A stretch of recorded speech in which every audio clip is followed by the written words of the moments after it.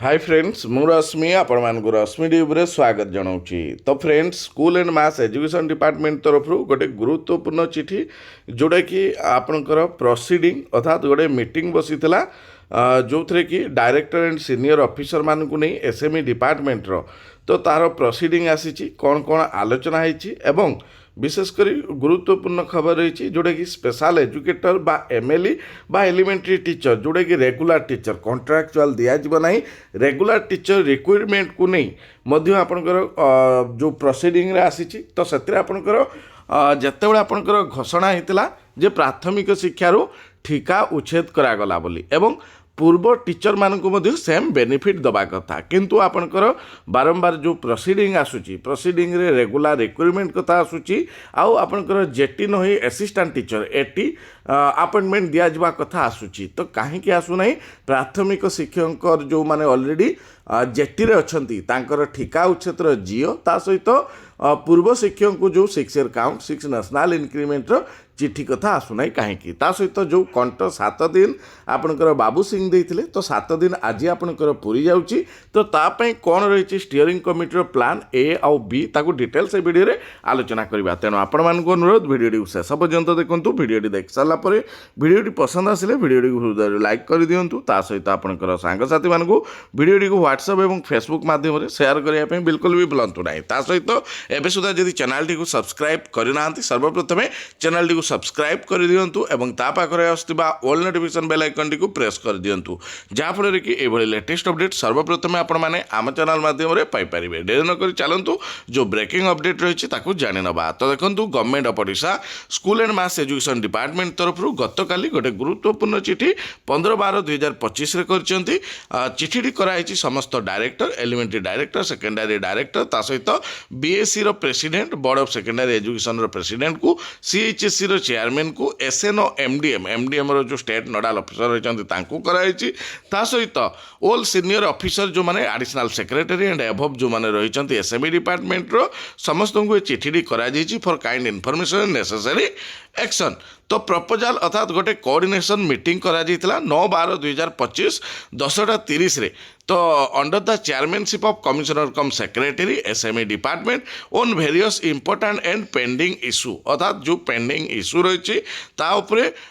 गोटे डिपार्टमेंट रो गुरुत्वपूर्ण proceeding meeting होता तो प्रोसीडिंग मीटिंग रे कौन आलोचना होती ना कोऑर्डिनेशन मीटिंग होता समस्त director and senior officer school and mass education department को नहीं 9 डिसेम्बर 2025 10:30 रे under the chairmanship of commissioner come secretary meeting रे फोकस्ड कौन करा ना कम्प्रेहेंसिव रिव्यू करा जो क्रिटिकल एडमिनिस्ट्रेटिव मैटर एवं टाइमलाइंस जो रही पेंडिंग डिपार्टमेंटल इश्यू को नहीं तो की इश्यूज एंड डिसीजन ए कौन ना रिव्यू ऑफ एक्सपेंडिचर पोजीशन अर्थात विभिन्न एक्सपेंडिचर जो आसूची अर्थात आपणकर सेंट्रल स्पॉन्सर स्कीम अनुजाई जो आपणकर बजेट प्रोविजन आसूची ताहा आपणकर 51% खर्च होती एवं 42.3% आपणकर प्रोग्राम एक्सपेंडिचर होती तेणु लार्ज चक ऑफ बजेट जो प्रोविजन रही सेंट्रल स्पॉन्सर स्कीम ता अनयूटिलाइज रही तो ताकू केमिति यूटिलाइज करा डिटेल्स आलोचना होता ता सहित समस्त डायरेक्टर एंड सीनियर ऑफिसर मान को रिक्वेस्ट करा जो सप्लीमेंटरी बजेट एंड एक्सपायर्ड जो प्रपोजल रही फंड रिलीज करने कहुई board of secondary education president को इंस्ट्रक्शन दि जाइए प्रपोजल सैंक्शन करने 5 करोड़ जो ग्रांट करा बीएससी को ता सहित एसपीडी असेपा एनश्योर करेंगे जो prompt release of the third instalment बहुत समग्र शिक्षा एंड द स्टार्स प्रोग्राम को नहीं अर्थात बजेट कथा आपंकर प्रथम पॉइंट रे दिगला ता सहित ऑल द डायरेक्टर को रिक्वेस्ट कराई प्रपोजल दवाई सैंक्शन ऑफ फंड्स जोड़ा कि अंडर 2025-26 एनुअल बजेट जो प्रोविजन होती सेकेंड पॉइंट जोड़ा कि important requirement of special educator MLE and elementary teachers अर्थात कॉन्ट्रैक्चुअल आउ नियुक्ति हेबनी रेगुलर नियुक्ति हेबे तो regarding the decision of the high level committee अर्थात आपंकर गोटे हाई लेवल कमिटी मीटिंग होता जो थे कि आपंकर निश्चित भाव देखी से कमिटी कहुला जे आपंकर जेहेतु गोटे छात तले माध्यमिक शिक्षक प्राथमिक शिक्षक चाकरी कर जड़े 55,000-60,000 दरमा पाइला बेले जड़े 16,000 दरमा पाउची तेणु निश्चित भाव ठिका प्रथा को उच्छेद करा जाऊ एवं पूर्व शिक्षक जो माने बेठी खटिया आसते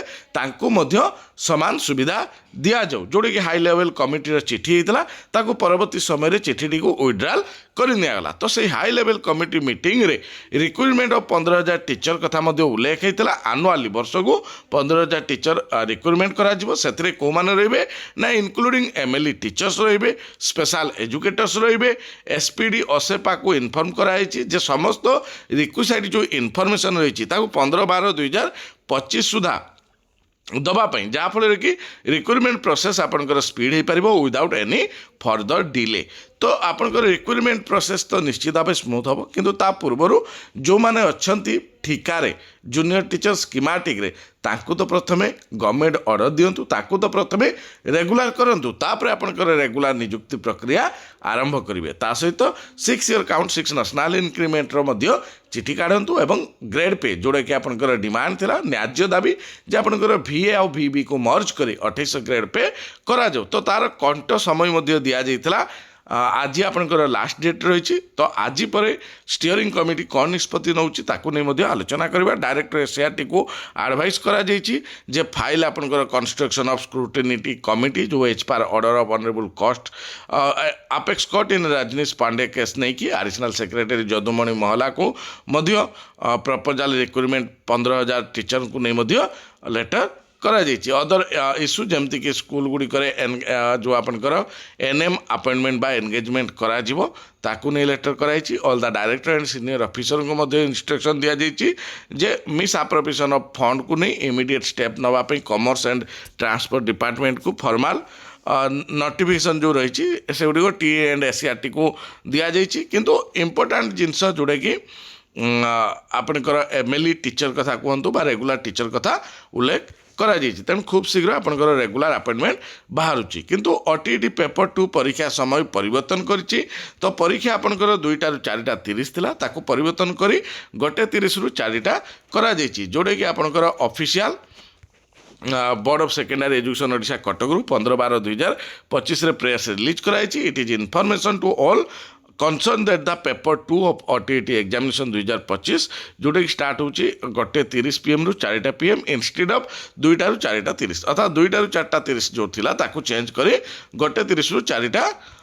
करा जाइछि तो ये आपनकर न्यूज रे मध्य आछि बदलिला OTET परीक्षा समय आसंता काली अर्थात आज आपनकर आसंता काली OTET परीक्षा हबो जार टाइम 1:30 रु 4टा रखा जाइछि एपटे प्राथमिक शिक्षकर कंठ 7 दिन पूरा जाऊँगी आज से गतकाली स्टीयरिंग कमिटी मान को नहीं बृहत गूगल मीट करा तो गूगल मीट रे कौन है देखु ना प्राथमिक शिक्षक महासंघ समग्र शिक्षक को 2टी दाबी हासिल 15 डिसेम्बर स्टीयरिंग कमिटी बैठक में प्लान A और प्लान B प्रस्तुति आरंभ होती तेणु आज कंठ सरुची एवं फॉलो अप कौन रही कौन नहीं हुए तो आज संध्या सुधा आपंकर रिपोर्ट आसीपे रामलाल सार तरफ ता सहित 2026 स्कूल छुट्टी तालिका आसी जो कि रविवार को छाड़ी आ 82टी छुट्टी मिलवा जाऊँगी